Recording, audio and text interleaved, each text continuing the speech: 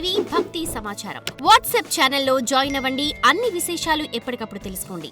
అందరికీ నమస్కారం. నేను మీ చిలకమర్తి ప్రభాకర్ చక్రవర్తి శర్మ. మనకి ముక్కోటి ఏకాదశి చాలా విశేషమైనటువంటి రోజు.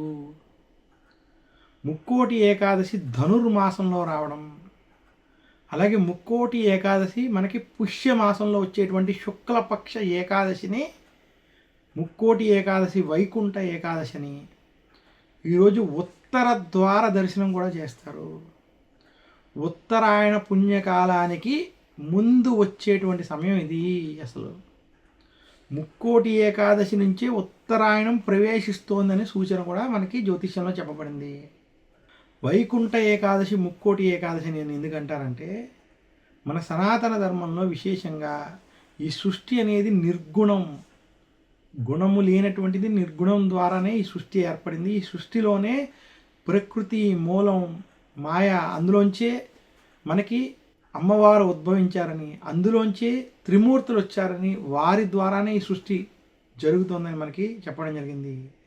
అటువంటి త్రిమూర్తులు కూడా ఈ భూమి మీద అనేక అవతారాలు చేసి వారు కొంత సమయం ధర్మాన్ని స్థాపన చేయడానికి, అలాగే ధ్యాన మార్గంలో ఇది చేసుకుని నిర్గుణతత్వాన్ని పొంది మళ్ళీ వెళ్ళడానికి, ఇవన్నీ కూడా వారి ద్వారా ఏర్పడతాయని మన యొక్క పురాణాలు, శాస్త్రాలు అందజేశాయి.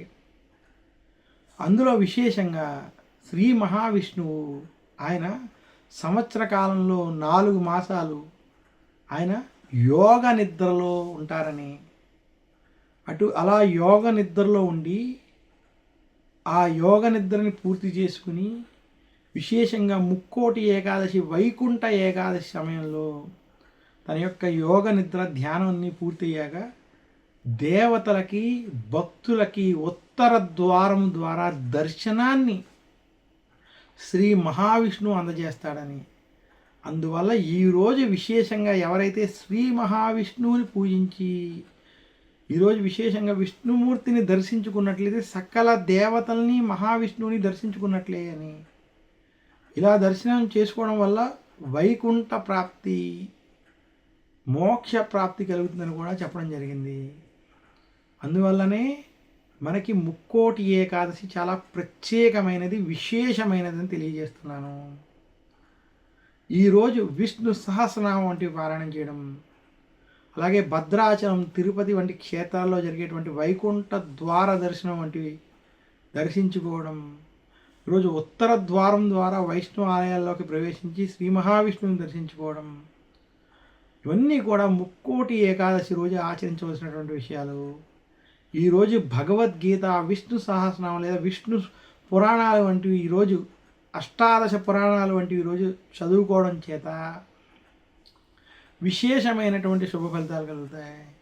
ఈరోజు శ్రీ మహావిష్ణువుని తులసి దళాలతో అర్చన వంటివి చేయడం, ఆయన యొక్క 108 నామాలు, సహస్రనామాలు వంటివి కూడా ఈరోజు చదువుకోవడం, విష్ణు సహస్రనామం వంటివి పారాయణం చేయడం చేత శుభ ఫలితాలు కలుగుతాయని, ఈరోజు మహావిష్ణువు యొక్క ఆలయ దర్శనం చేత సకల దేవతల్ని, శ్రీ మహావిష్ణువుని దర్శించి వారి యొక్క అనుగ్రహాలు పొందేటువంటి రోజుగా చెప్పబడింది. మరొక్కసారి అందరికీ ముక్కోటి మరియు వైకుంఠ ఏకాదశి శుభాకాంక్షలు తెలియజేస్తున్నాను. నమస్కారం. మీ చిలకమర్తి ప్రభాకర్ చక్రవర్తి Sharma. For more videos like this, subscribe Big TV channel.